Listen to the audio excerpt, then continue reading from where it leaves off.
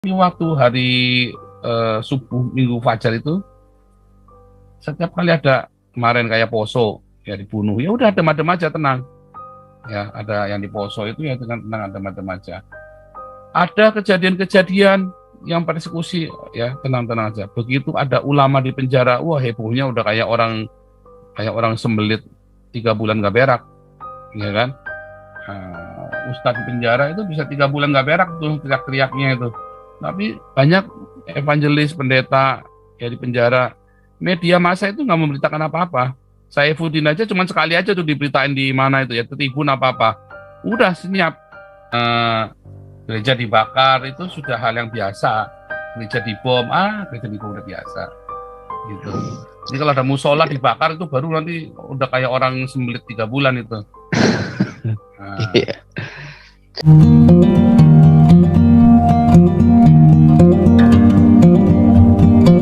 di mana gereja dibakar, dirusak lagi oleh orang-orang yang tidak bertanggung jawab dan pemerintah tak berdaya lagi. Sekali lagi, luar biasa ya. Pemirsa, satu rumah ibadah di Kabupaten Mamasa, Sulawesi Barat dirusak dan dibakar orang tidak dikenal. Diduga aksi perusakan ini dilakukan pada dini hari. Tim identifikasi kepolisian Resort Mamasa bersama unit reserse dan kriminal kepolisian sektor Sumarorong langsung mendatangi gereja Toraja Mamasa untuk melakukan olah tempat kejadian perkara. Tampak beberapa bagian dan ruangan gereja ini terbakar, seperti ruangan konsitori gereja.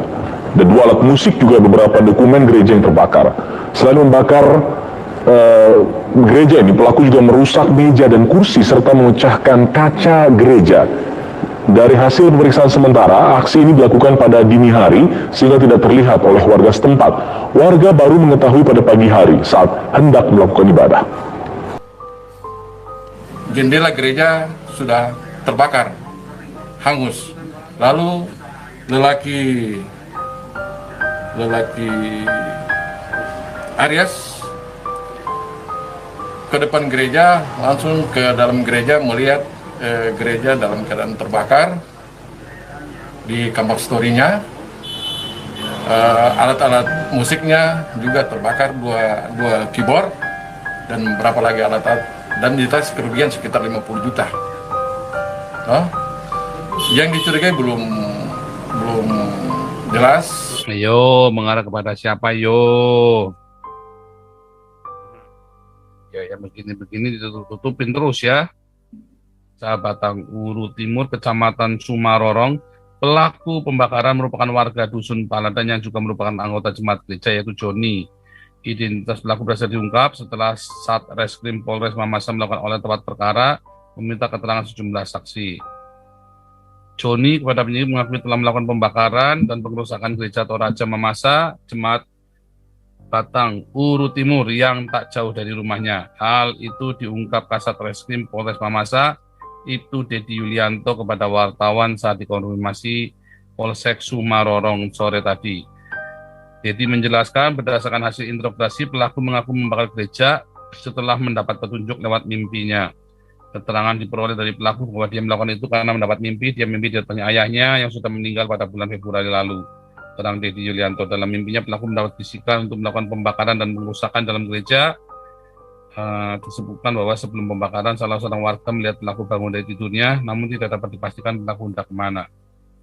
Ya, ini biar kita selesaikan, memang agak aneh, cuman ini jadi ya, kita harus percaya saat ini bahwa memang ada seperti itu ya. Memang petunjuk yang kami temukan menghadap pada pelaku, dan setelah kami interogasi dia mengakui. Dikabarkan sebelumnya warga Dusun Paladan, Desa Batang Uru Timur, Kecamatan Sumarorong di kejadian tak biasa.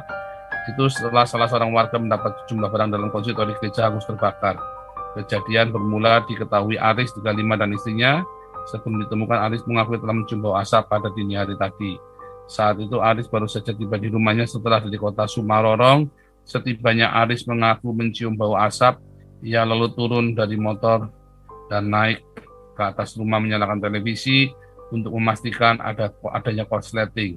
Namun setelah menyalakan TV, dia tidak menemukan adanya tanda-tanda korslet. Karena penasaran, ia turun dari rumah mengecek sumber bau itu.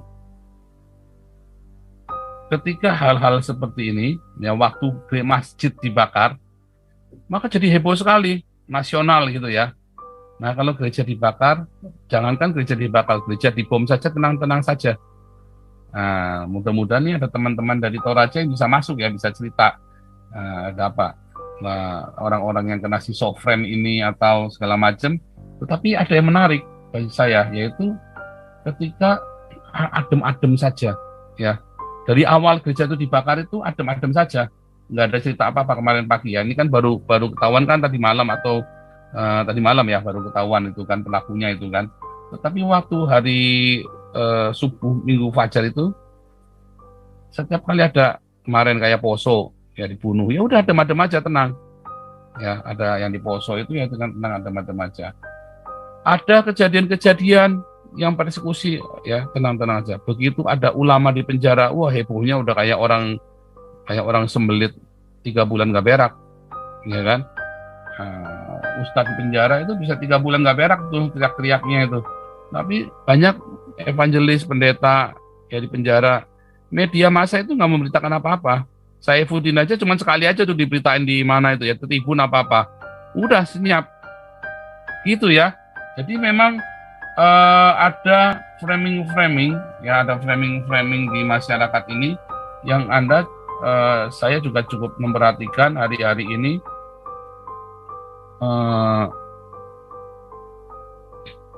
Bisa jadi nggak orang tadi itu memang gila, ya bisa. Tapi bisa jadi nggak memang karena ada dendam pribadi misalnya kan dengan pengurusnya, bisa. Tapi bisa jadi disuruh orang toh, disuruh orang, ya kan, dengan dibayar tertentu. Banyak Tunggalnya gitu di Indonesia itu, termasuk yang katanya masjid di Tolikara dibakar, ternyata bukan masjid, itu rumah, bukan musola juga, rumah yang biasa buat kumpul orang Islam, buat sembahyang, itu rumah tapi jadi bukan musola statusnya. Wah itu dikirim minta ampun. Waktu ada pengrusakan musola di Manado itu, di Minahasa itu, akhirnya malah dijadikan masjid, dibikinkan masjid sekalian musolanya, ya kan?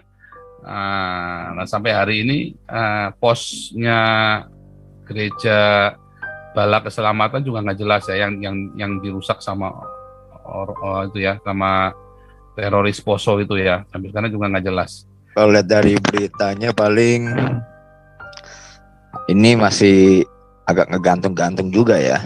Nggak jelas, masih belum jelas. Itu masih berita sementara. Iya, ya nunggu update terbaru lah dari Pak Paul gitu.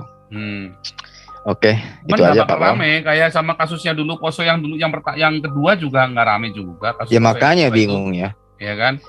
Iya. Karena memang nampaknya memang gereja dibakar itu sudah hal yang biasa. Gereja dibom, gereja dibom udah biasa. Gitu.